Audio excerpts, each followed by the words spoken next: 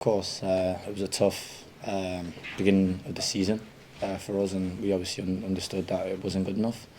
But the gaffer's coming, and he's been brilliant, and the boys are, and it takes time for him to implement what he wants us to do and all the different things. So yeah, honestly, we're happy with the form, and yeah, we hope that it continues. Times, it's not always something that players and managers get. Did you always have faith that you could get back to this sort of levels again on the field? Oh yeah, of course, and I think obviously Europe was obviously a factor. Obviously, we know that we have to handle that well. Yeah, if you want to be a top team and you want to continue to be in Europe, and you need to be able to handle playing in Europe every week, and then obviously doing the other side of it. So I think once unfortunately we went out of Europe, I think for us we knew that we have the time now to work on what we need to work on for the manager to obviously implement the ideas that he wants us to, and work on it in the training ground, and obviously we're glad that it's paying off right now. So tell us about the impact that the new guys coming in January have had. It does seem to bring a kind of freshness about the place. Yeah, no, they've been absolutely brilliant. Michael and Sander obviously came on in a very hard, very tough game, and obviously everyone he's talking about is Elton, and yeah, I think they've been absolutely brilliant. Harry's coming as well. He's been a great addition. I think all of them have been absolutely great for us, and obviously Elton has brought us something that maybe we were lacking, just an outball that obviously gives Shanks a space. It gives even us midfielders a space, because then everyone's worried about him, his pacing behind. So he's been a great addition, and so the other boys as well.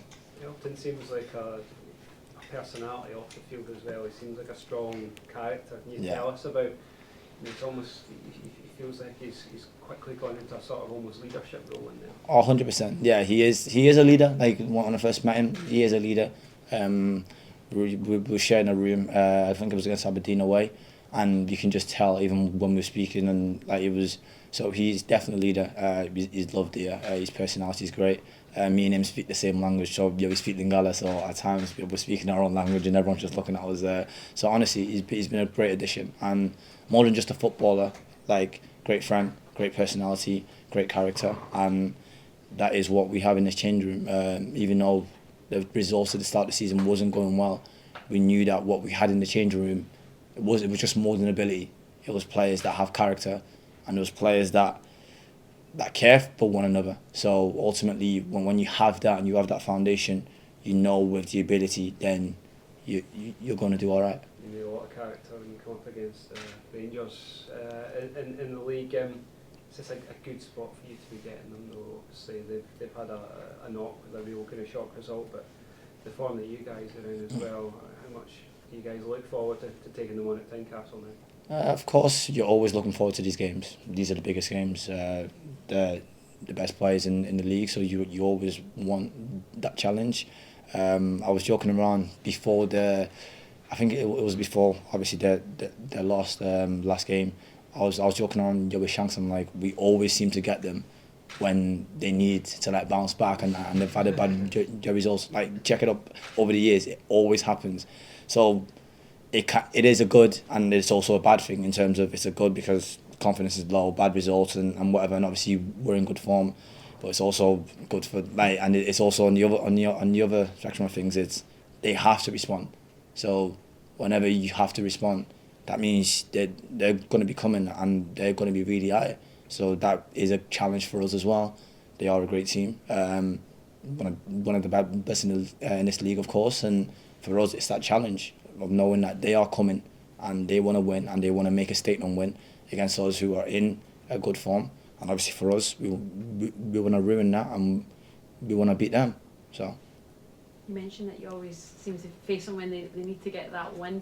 Then how do you, or what can you learn from past experiences to make sure that they don't get that win come Sunday? Yeah, I think the past experiences have actually been bad. I'll be real with you. I think we got beat, majority of it.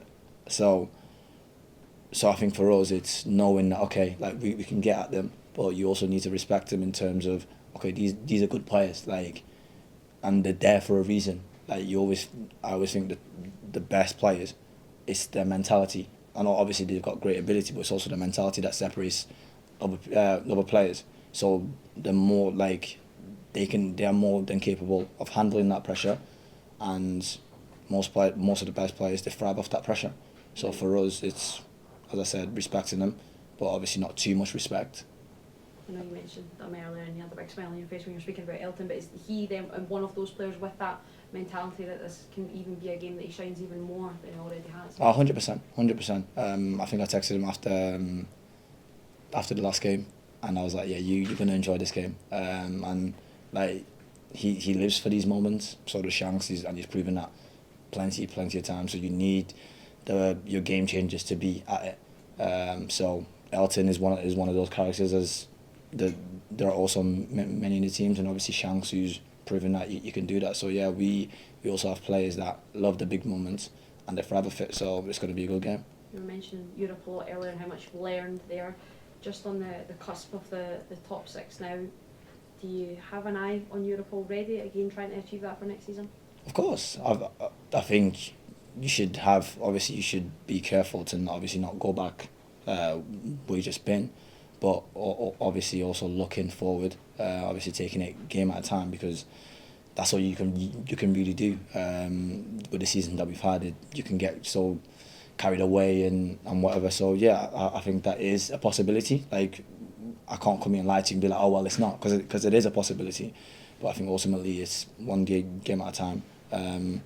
Obviously, getting a good results against these would go a long way, because it gives you that extra edge, and it gives you the confidence to go and beat the other team. So I think, as I said, yeah, one game at a time. Yeah, we begin on Sunday, and then hopefully continue to go on the trajectory that we've been going in. You say that it would show that trajectory and show the development that has been made.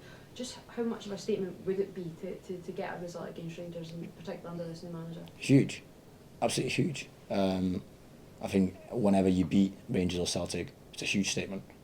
We've obviously been beating other teams recently, which has been good. We've been unlucky on some games, like Ross County. You should win that, and then against Aberdeen.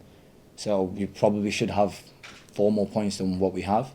But that's football. Like it happens. It's could have, or maybe, or whatever. But I think ultimately, as you said, it's huge beating them, and in this way that we've been going. If you beat them, then people start, okay, like they start taking you seriously.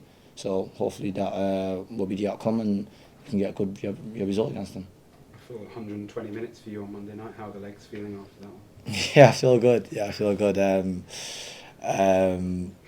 Fuller's said he saw something on Twitter where I think someone was like, Beni Baningime played 120 minutes or something, see you in 18 months or something like that, like something crazy like that. So yeah, that kind of cracked me up. But no, honestly, my body feels great. My body feels great. And I think we've had a lot of preparation. We didn't really do much 2 days post the match, so we didn't do too much. Yeah, we got the best stuff out of our legs and whatever. So now I feel great. We've done our recoveries, and now it's time to focus on Rangers again. You were speaking to the manager just there. He was full of praise for your performance, but also stepping up after the injuries. Is that something important to you? You spoke about other players, but be a leader yourself in this Hearts team. Oh yeah, of course. I'm 26 years old now. I'm not a young kid. Like I'm not a boy anymore. I'm a man. So for me, ultimately, it is stepping up, and it is for me.